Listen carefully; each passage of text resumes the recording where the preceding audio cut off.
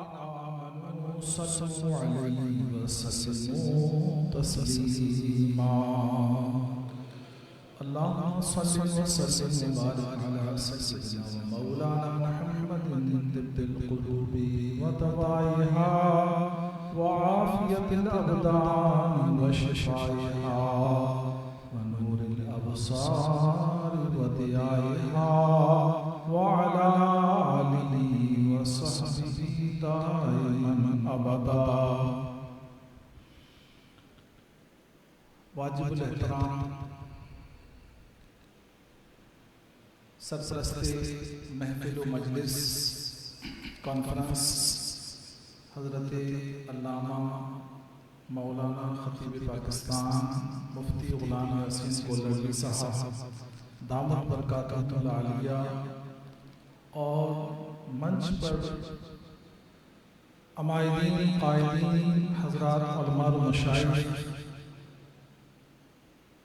آج کی یہ کانفرنس یقیناً ایک نقطے کے لیے ہے اور دینی لحاظ سے مذہبی ایمان کے جذبے میں تو مرکزی پوائنٹ ہے کہ اگر یہاں سے ایک ذرہ برابر بھی کوئی ہلتا ہے تو ایسی صورت میں اس کا دین کا سسٹم درم ہو جاتا ہے. یہ اتنا بڑا پوائنٹ ہے جس کے لیے ہمارے اکابرین ہمیشہ سینہ سپر رہے اور جم کر کے باطل کا مقابلہ کیا. انہی میں ایک وہ ہستی ہیں کہ جنہیں تاجدار گولڑا کہا جاتا ہے.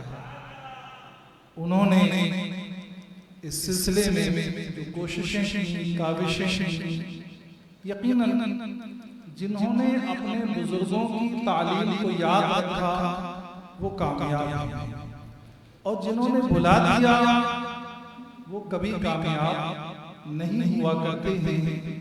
تو اس میں ہمارے لیے روشن ہے، جلا ہے، ایمان کی تابانی ہے جس کو ہم حاصل کیے بغیر نہیں رہ سکتے اور ہمارے لیے خیر نہیں ہو سکتی ہے. یہ ایک ایسا نقطہ ہے کہ پوری دنیا کے اندر جہاں کہیں مسلمانان عالم آباد ہیں ان میں اس فتنے کو سرایہ کیا گیا، داخل کیا گیا پوری دنیا کے اندر. عرب میں یہ فتنہ بہائی فتنہ کر کے کہلایا ہے اور اس کے اندر وہاں ایک اور ایسا شخص ہے جیسے بر صغیر میں مرزا غلام احمد قادیانی ہے، تو عرب کے اندر بہائی فرقے کا بانی ہے جس نے اس فتنے کو اٹھایا. ہر طرف یہ فتنہ اپنی شورشیں بپا کرتا رہا اور مسلمانوں کو تصادم کا اور مسلمانوں میں انتشار پیدا کرتا رہا. اسی انتشار کو روکنے کے لیے اکابرین ہر دور میں کھڑے ہوئے، کبھی بریلی کے تاجدار کھڑے ہوئے، کبھی تاجدار گولڑا کھڑے ہوئے اور کبھی قائد ملت اسلامیہ قائد اہل سنت حضرت علامہ شاہ احمد نورانی رحمت اللہ تعالی علیہ کھڑے ہوئے.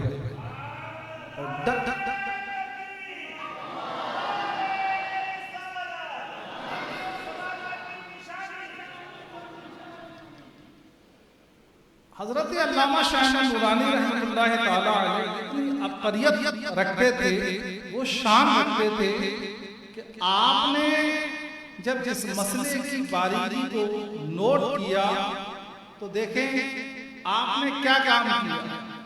ابھی تحریک ختم نبوت کا آغاز ہو رہا ہے، آپ نے یہ کام کیا کہ فرانس میں جو پوپ رہتا تھا ان کا پاپائے اعظم، اسے خط لکھا.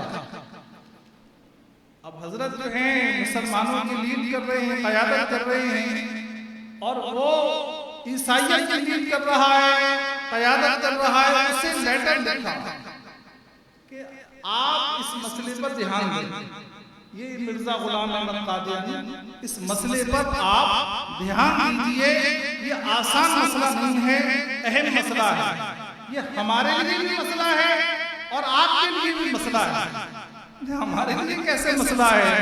بولے جناب، جس طرح اس نے نبی پاک علیہ السلام کی شان میں توہین کی ہے، گستاخیاں کی ہیں، اس سے کہیں زیادہ اور اسی طرح کہہ لیجئے کم سے کم تو اس نے حضرت عیسیٰ علیہ السلام کی شان میں گستاخیاں کی، توہین کی ہے. حضرت نے لیٹر لکھا. اس کا اثر یہ ہوا، جیسا کہ حضرات و احباب بتاتے ہیں کہ سب سے پہلے فرانس میں اس فرقے پر پابندی لگی کہ بھئی یہ تبلیغ نہیں کر سکتا. فرانس میں اس پر پابندی لگا دی گئی.